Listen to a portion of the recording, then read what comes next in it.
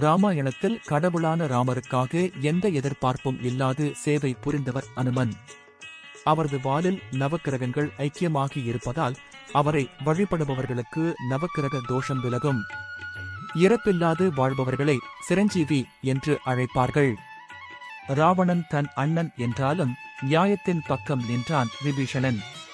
பெருமாளுக்கு கொடுத்து வாக்கை நிறைவேற்ற தன்னையே அர்ப்பணித்தான் மகாபலி சக்கரவர்த்தி. சிவனே கதி என்று சரணாகதியில் பக்தி செலுத்தியதால் யமனையே வென்றார் மார்க்கண்டேயர். படிப்பவர்களின் பாவங்களை போக்கும் புராணங்களையும் காவியங்களையும் எழுதினார் வியாசர். தாயை கொன்று தந்தையின் சொல்லை செயல்படுத்தியதுடன் மீண்டும் தாயை உயிர்ப்பித்தார் பரசுராமர். கடைசி வரை கட்சி மாறாமல் கௌரவர்களுக்காக தன் வீரத்தை வெளிப்படுத்தினான் துரியோனரின் மகன் அஸ்வத்தாமன். இது போன்ற செய்கையால் மேற்கண்ட 6 பேரும் இறப்பில்லா சிரஞ்சீவி வாழ்வை பெற்றனர்.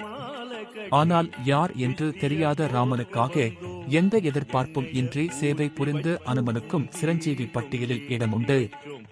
ராவணனை அழைக்கும் பொருட்டு ராமனாக அவதரித்தார் மகா விஷ்ணு. அவருக்கு உதவி புரிய அனைத்து ஜீவராசிகளும் முன்வந்தன. ராமருக்கு உதவுவதில் தன் பங்கும் இருக்க வேண்டும் என்று நினைத்த சிவபெருமான் தன்னுடைய சக்தியை ஒரு பெண்ணிடம் தருமாறு வாயுதேவனை பணித்தார். அப்போது கிஷ்கிந்தாவரத்தில் அஞ்சனை என்ற வானரப் பெண் தனக்கு குழந்தை வரம் கிடைக்க சிவபெருமானை வேண்டி தவமிருந்தாள். அவளிடம் ஈசனின் சக்தியை கொண்டு போய் சேர்த்தார் வாயுதேவன். அதன் மூலமாக அஞ்சனைக்கு பிறந்தவர்தான் அனுமன். கைகேயியால் வனத்திற்கு அனுப்பப்பட்ட ராமன் அங்கே தன் மனைவியை பறிகொடுக்கிறார். செய்வதறியாது நின்ற ராமனுக்கு வழிகாட்டியாக சிறந்த சேவகனாக நின்றவர் அனுமன்தான். அவர்தான் சுக்ரீவனிடம் ராமரை அழைத்துச் சென்றார். வாலிக்கும் சுக்ரீவனுக்கும் இருந்த பகையை முடிவுக்கு கொண்டு வந்தார். சீதையால் சிரஞ்சீவியாக இரு என்று ஆசீர்வதிக்கப்பட்டார். ராமருக்காக ராவணனிடம் தூது சென்றார். ராவணனுடனான யுத்தத்தில் இந்திரஜித்தின் அம்புபட்டு மூச்சையான லட்சுமணனை காப்பாற்ற சஞ்சீவி மலையை பெயர்த்து எடுத்து வந்தார். 14 ஆண்டு வனவாசம் முடிந்தும் ராமர் திரும்பி வராததால் தீக்குளிக்க முயன்ற பரதனை காற்றை விட வேகமாகச் சென்று காப்பாற்றினார். மகாபாரத காலத்திலும் கூட அர்ச்சுனனின் தேரில் கொடியாக இருந்து அனைத்து ஆபத்துகளையும் தாங்கி நின்றார். மகாபாரதத்தில் வரும் கிருஷ்ணன் அர்ச்சுனன் நட்பை விட உயர்வானது. ராமாயணத்தில் ராமருக்கும் அனுமனுக்கும் உரிய பந்தம். மகாபாரதத்தில் அர்ச்சுனனுக்காக கடவுளான கிருஷ்ணர் துணை நின்றார்.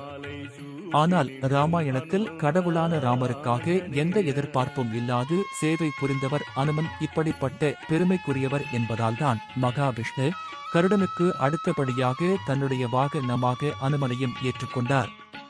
அதே சமயம் கருடனுக்கு இல்லாத பெருமை அனுமனுக்கு உண்டு.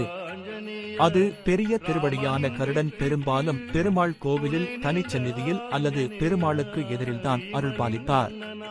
ஆனால் அனுமன் பெருமாள் கோவில்களில் இருந்தாலும் அவருக்கென்று தனியாகவும் பல ஆலயங்கள் எழுப்பப்பட்டு இருக்கின்றன. அதற்கு அவரது தியாகமும் தன்னலமற்ற இறை சேவையும் தான் காரணம். அனுமன் அவதரித்ததாக கூறப்படும் மார்கழி மாத மூல நட்சத்திரமும் அமாவாசையும் இணையும் தினத்தில் அவரை வழிபடுவது சிறப்பானது.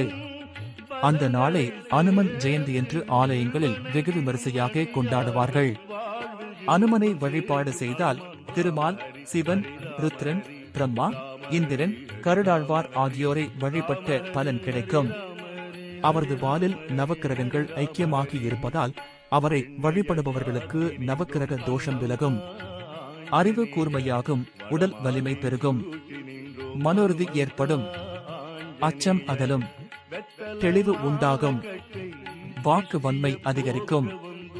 அனுமனை வெண்ணெய் சாத்தியும் வெற்றிலை, வடை, துளசி, எலுமிச்சை பழம் போன்றவற்றால் ஆன மாலைகளை அணிவித்தும் வழிபடுவது சிறப்பான பலன்களை பெற்றுத்தரும். ராம் ராம். மீண்டும் இன்னொரு பதிவுல சந்திக்கலாம். உங்க ஆதரவு ரொம்ப முக்கியம். அதனால மறக்காம சப்ஸ்கிரைப் பண்ணுங்க, லைக் பண்ணுங்க, ஷேர் பண்ணுங்க. நன்றி.